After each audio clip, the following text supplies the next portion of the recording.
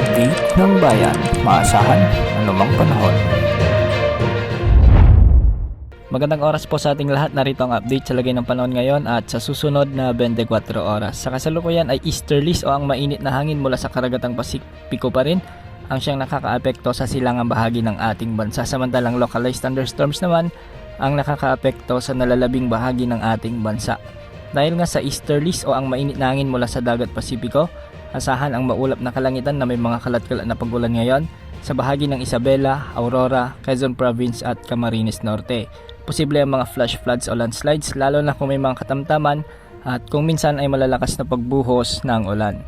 Samantala sa Metro Manila, nalalabing bahagi ng Luzon kasama na ang Eastern Visayas, makakaranas naman ng bahagyang maulap hanggang sa maulap na kalangitan na may mga kalat-kalat na pag-ulan at pagkidlat pagkulog. Dahil pa rin ito sa umiiral na easterlies. Hindi rin inaalis ang posibilidad ng mga biglang pagbaha o pagguho ng lupa lalo na kung may mga malalakas na pagbuhos ng ulan.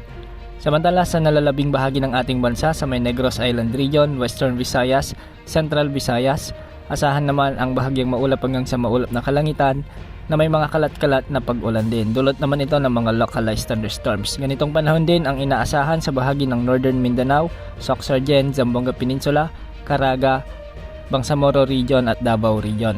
Dulot pa rin ito ng mga umiiral na localized thunderstorms. Samantala, ayon sa wind forecast ng mga wind models na ginagamit natin, posibleng umiral na sa mga susunod na linggo ang amihan. Ibig sabihin nito, mas mararamdaman ng mas malamig na panahon sa maraming lugar sa bansa lalo na sa Northern at Central Luzon. Samantala, isa namang potensyal na sama ng panahon o bagyo ang nagbabanta na pumasok sa ating area of responsibility sa mga susunod na araw bago matapos ang buwan ng Oktubre. Sa ngayon, hindi pa naman alam o hindi pa nakikita kung tatama ba o lalapit sa bansa ang potensyal na sama ng panahon na ito. Manatiling nakantabay para sa lagay ng panahon. Ito po ang weather update ng bayan. Maasahan anumang panahon.